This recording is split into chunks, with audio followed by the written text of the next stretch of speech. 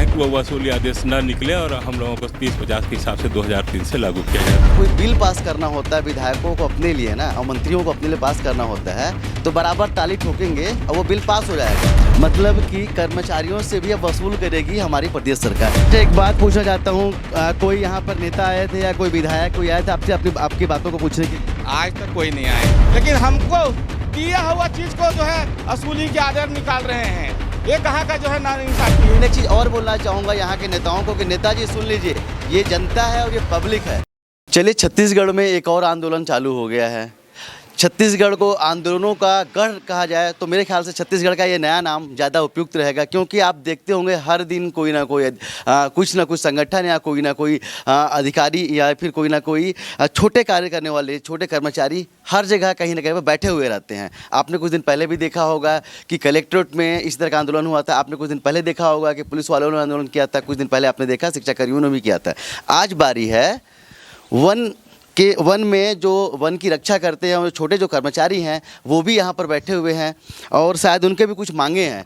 और जहाँ तक पता चल रहा है कुछ मांगे तो पूरी हो चुकी हैं, लेकिन कुछ मांगे अभी भी पेंडिंग हैं, इसलिए आज से वो भी धरने पे बैठ चुके हैं। चलिए उनसे बात करते हैं कि आखिर क्या मुद्दा है। कुछ बातें तो सरकार मान रही है और कौन सी ऐसी बातें हैं जिसको सरकार नहीं मान रही है और मनाने की कोशिश जारी है। क्या नाम है आपका? पवन रुपौलिया, छत्तीसगढ़ वन कर्मचारी संघ का सरगुजा संभाग का सम्मानीय अध्यक्ष हूँ मैं। कौन सी मांगे सरकार ने नहीं मांगी हैं जो आपको मतलब जिसके लिए आप लोग बैठे यहाँ पे? छत्तीसगढ़ वन कर्मचारी संघ के प्रांतीय नेतृत्व पर पूरे प्रदेश में हम लोग आंदोलन पर हैं। हमारी प्रमुख मांग है वेतनमान में ग्रेड पे में सुधार करना। बहुत पुराने समय से हम लोग अपने वेतनमान की लड़ाई लड़ते आ रहे हैं। जब से विभाग में भर्ती हुए हैं तब से हम लोग इतने कम वेतनमान पर काम कर रहे हैं कि अन्य जो हमारे समकक्ष दूसरे विभाग में कर्मचारी हैं उनसे हमारा ग्रेड पे कम है, हमारा वेतनमान कम है। जबकि हम लोग बहुत विषम परिस्थिति में बिहार जंगल में अपने घर परिवार को छोड़कर विषम परिस्थितियों में काम करते हैं। हमारा वेतनमान बहुत ही कम है, जिसकी लड़ाई हम लोग शासन प्रशासन से मांग करते हैं कि हमारा ग्रेड पे सुधार हो। मुख्य मांगे अगर बोली जाए तो ग्रेड पे जो होता है वो आपको बढ़ाना चाहिए, आपकी जो मांगे। ग्रेड पे में सुधार है और एक ये 27-50 30-50 का मसला है, जिसमें कि 2003 से हम लोगों को मांग है कि 30-50 जो ट्रेंड फॉरेस्ट गार्ड को मूल वेतनमान मिलना था उसको 27-50 से पहले दिया गया। बाद में फिर वसूली आदेश करके 27-50 के हिसाब से दिया जा रहा था, जिस पर हम लोग मांग करते हैं कि वो वसूली आदेश न निकले और हम लोगों को 30-50 के हिसाब से 2003 से लागू किया जाए। कुछ समय बाद शासन ने स्वयं ही इसमें सभी लोगों को 30-50 के हिसाब से, जो अनट्रेंड थे उनको भी 30-50 के हिसाब से वेतन दिया गया और जिनको बाद में एरियर बना के भी दिया गया, लोगों को 50,000 60,000 90,000 तक एरियर मिला। किंतु अभी कुछ दिनों पूर्व पिछले 6 माह पूर्व शासन ने वसूली आदेश जारी करके जो पैसा दिया है वो भी वही बोलना चाह रहा हूँ, मतलब कि कर्मचारियों से भी अब वसूल करेगी हमारी प्रदेश सरकार।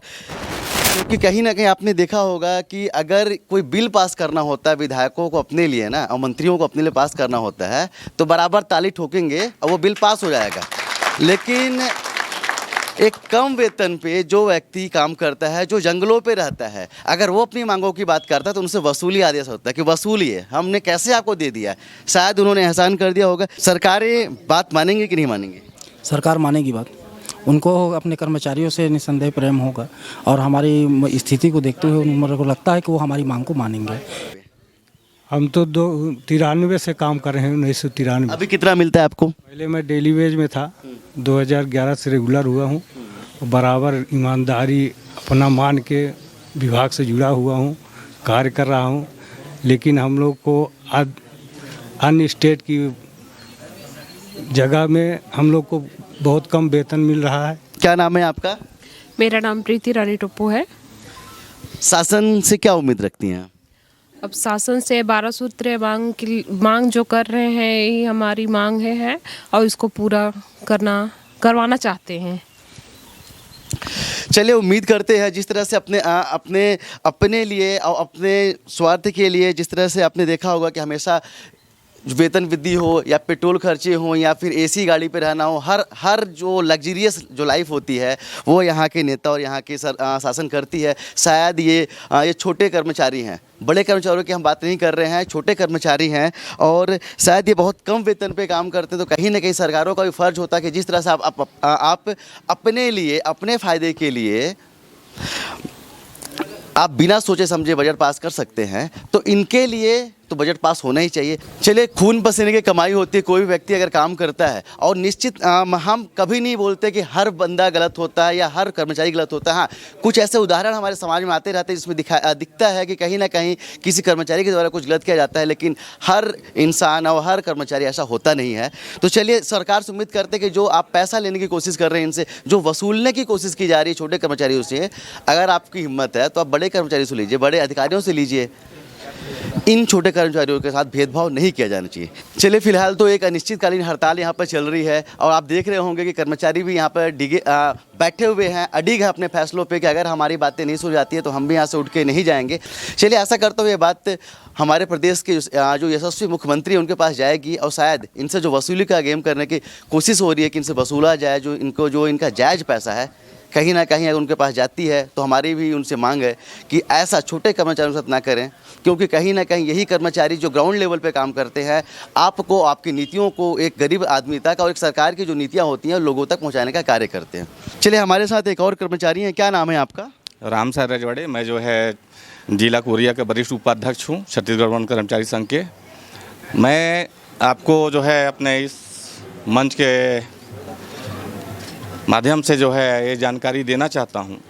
और पहले तो कि आप आए इस हमारे आज की इस कल से हम लोग हड़ताल पे यहाँ पर हैं, और सबसे पहले आपने हमारे रिपोर्ट लेने आए, तो पहले तो मैं पूरे इस टीम कोर से आपका जो है यहाँ स्वागत, अभिनंदन। चलिए, वो मेरा कर्तव्य है। हमारे निचले स्तर के कर्मचारी इतना बीहड़ जंगलों में पब्लिक से लेके, नेताओं से लेके, जानवर, भालू, हाथी से लेके आग तक झुलसने का काम करते हैं। शासन द्वारा एक ठो लाठी भी नहीं दिया गया है कि अपने रक्षा के लिए हम इतना बड़ा वनों का संपदा को जो है सुरक्षा कर रहे हैं, लेकिन हमारी रक्षा का शासन प्रशासन को कोई चिंता नहीं है। अच्छा, एक बात पूछना चाहता हूँ, कोई यहाँ पर नेता आए थे या कोई विधायक कोई आया था आपसे आपकी बातों को पूछने के लिए? आज तक कोई नहीं आए हैं इस समस्या का हल और जो है जानकारी लेने क्यों बैठे हैं। क्या आप लोगों के अलावा अभी तक कोई प्रतिनिधि हमारे उसमें नहीं आए हैं। तो मैं इसीलिए इस हड़ताल और इस पंडाल के माध्यम से उन्हें अवगत कराना चाहता हूं कि जो समस्या हमारी है, एक तो हम 24 घंटा के कर्मचारी कहलाते हैं। सुबह से उठ के जाते हैं भोर से, अभी आग लगेगा, फायर का सीज़न है। आधा रात को यदि हम खाट में सोए हुए हैं, लेकिन यदि वहाँ जंगल में, पहाड़ में आग दिखा तो हमको आधा रात को भागना पड़ता है आग बुझाने। कब आएंगे? जब तक आग नहीं बुझेगी, जब तक हम लोग जो है आग बुझाते रहते हैं, सुलझते रहते हैं। तो हम गर्मी ठंडी सब में वनों का रक्षा करते हैं, लेकिन हमारी रक्षा शासन नहीं कर रहा। हमारा 1 साल का जो राजस्व जाता है उसी में पूरा हो जाएगा। अतिरिक्त इनको वेतन नहीं देना पड़ेगा, न अतिरिक्त भार पड़ेगा। केवल हमारा छत्तीसगढ़ का 1 साल का राजस्व है, उसी से हमारा ये मांग पूरा हो जाएगा। हमारे जो है जितना प्रतिनिधि मंडल के हैं, अपने बैठ के ताली बजा के अपना वेतन और जो है डीए बढ़ा लेते हैं, महंगाई भत्ता बढ़ा लेते हैं, लेकिन हमको दिया हुआ चीज़ को जो है असूली के आधार निकाल रहे हैं। ये कहाँ का जो है नाइंसाफ़ी है हमारे यहाँ छत्तीसगढ़ का, जो कि हर संपदा से भरे हुए एक धनाढ़ छत्तीसगढ़ देश है। चलिए, निश्चित रूप से जो हमारा प्रदेश है छत्तीसगढ़ वनों के मामलों पे काफ़ी संपूर्ण है और काफ़ी परिपूर्ण है। यहाँ पे जितनी वन की संपदा है, जैसा बताया इन्होंने कि राजस्व बहुत मिलता है और निश्चित रूप से राजस्व देने वाले भी यही कर्मचारी होते हैं। ये कर्मचारी जब ग्राउंड पे जाके कार्य करते हैं तभी वहाँ से राजस्व की पूर्ति होती है। लेकिन एक चीज़ और बोलना चाहूँगा यहाँ के नेताओं को कि नेताजी सुन लीजिए, ये जनता है और ये पब्लिक है कि अगर आप इनके मांगों पर ध्यान नहीं दे रहे हैं तो शायद अगले आने वाले कुछ समय पर आप इनके पास ही जाएंगे और आप भी अपनी बातें इनसे रखेंगे। तो आप समझ लीजिएगा कि अगर आप इनके पास नहीं आना चाहते हैं या आपको ये छोटे कर्मचारी लग रहे हैं तो ये जनता है, पब्लिक है, एक न एक दिन आपको उनके पास आना पड़ेगा, तो ये भी अपनी ताकत का एहसास आपको ज़रूर कराएंगे। चलिए, आशा करता हूँ आपको हमारी जानकारी अच्छी लगी होगी और ये जो मांगे हैं और कहीं ना कहीं जो जायज़ मांगे हैं उसको पूरा करना कहीं ना कहीं सरकार का कर्तव्य होता है। चलिए, अधिक जानकारी के लिए जुड़े हुए मेरे साथ, देखते रहिए हिंदू भारत। जय हिंद।